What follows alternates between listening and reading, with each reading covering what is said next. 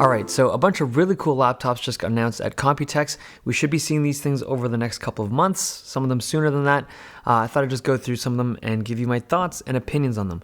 The one that is most interesting to me, and I think this is actually one of the coolest laptops I've seen in a very long time, is the new Asus Zenbook Pro Duo.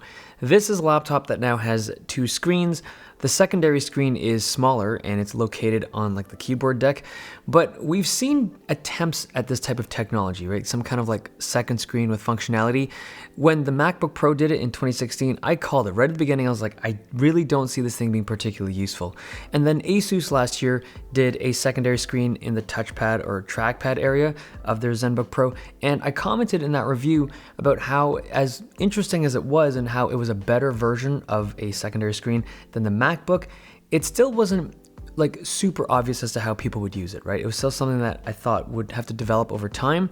But this new implementation on the Zenbook Pro Duo is, I think they crush it. I actually don't even think Asus recognizes how useful it is.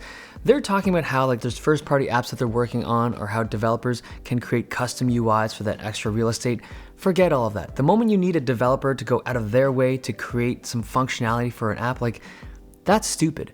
The reason why this screen is so awesome is that it's immediately intuitive as to exactly how you would want to use it. Everyone's going to have a different usage case, right? If you're a streamer, you're going to use it a different way.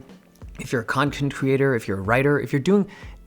Whoever looks at this screen can already imagine how they would use it, if they can actually make use out of it. Like for me personally, I'd find like 2 or 3 fantastic uses out of it. It's obviously not for everyone, but this is by far the best implementation of a secondary screen we've ever seen on a laptop. And they've done a really good job at it. They've basically added 25 or 30% more screen space to your laptop experience. And it's like usable screen space, right? It's not just like widescreen stuff for content consumption. It's productivity space, like the vertical stuff, which is, you don't get that on laptops, and now they can deliver that. Now, there are a couple issues that come up with design.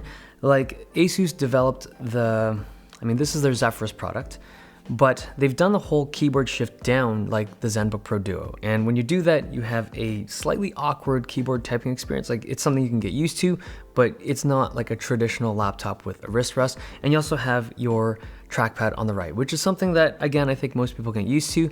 And because of what the Zenbook Pro Duo offers, I feel like that shift is totally worth it. But the problem is thermal management. When you shift the keys down like this on the Zephyrus, you get way better airflow on the hottest components. Like the CPU and the GPU are located right on the top here, and because the keyboard's no longer in the way, you get unobstructed or less obstructed airflow going to cool off the components.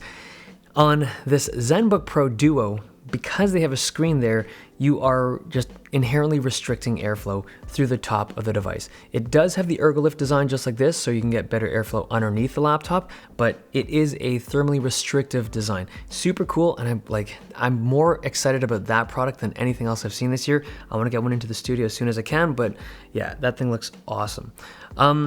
The second thing I want to talk about are the Alienware devices that are shown, the new M15 and M17. These are fully revamped. They look very much like the Area 51M in terms of design language. Normally, I prefer my laptops to look relatively clean and simple. I like the way that the Razer blades look, but there's something about the design language of those new Alienwares that just does it for me. And both of these laptops are supposed to be running the new thermal system, so the same kind of thermal design that we saw in the Area 51M, a very well-cooled and well-thought-out system. So hopefully the performance on these two new Alienwares are going to be awesome. Now, I also want to talk about the screens. I'm just going to bring this in real quick. This is a Alienware M15 that we saw, like this is the previous generation, but this is running their new OLED panel. Now, I got this 13 days ago. And the moment I got it, well, the day after I got it, I turned this thing on, set the background to white, and I put one black icon right in the middle of it, hoping to simulate burn-in. I just checked this thing before I filmed this video. There's no burn-in. 12 days running with the screen at max brightness, with no screensaver, no nothing, white background, black icon, and when I shifted this away, I expected to see some kind of visual artifact or something. Nothing. Super clean. Now, that doesn't mean that there's no burn-in on this. I think the nature of OLED panels, the nature of OLED panels makes them have some degree of visual wear over time, but I can't notice it. And I also noticed this as well on the Alienware 13, like the very first OLED paneled laptop that I ever did a review on in 2016, I believe.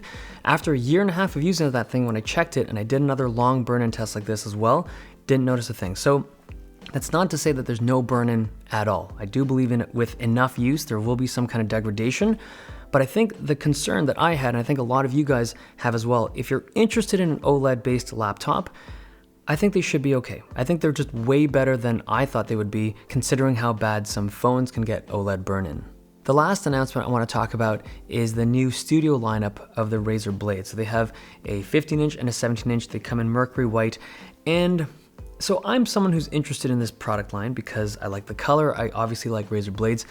But there's something about the way this is more NVIDIA's announcement more than Razer's. NVIDIA launched this studio laptop lineup, which is kind of cool. A bunch of companies are making these studio laptops. Razer's one of them, MSI, Acer.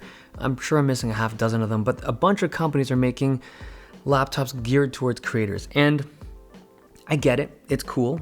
Obviously as a person who creates things on the internet, I prefer using Windows laptops for my stuff because they just have better performance. And I think that's one of the angles they're going for. Like, they're comparing it with Apple's new MacBook Pros, and they're just saying that GeForce and Quadro-based devices are just crushing the MacBook Pros when it comes to performance.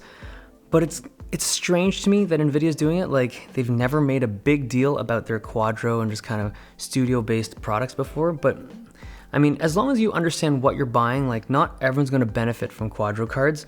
Understand what you're using the hardware for before you purchase anything, because for a lot of people, the regular GeForce GPUs are actually better than the Quadro stuff, and it's a little bit cheaper. Obviously, if you're doing stuff like workstation graphics or 3D stuff that can benefit from Quadro, go for it, but for a lot of creatives, myself included, GeForce is the better option. Okay, hope you guys enjoyed this video. Thumbs if you liked it, subs if you loved it. See you guys next time.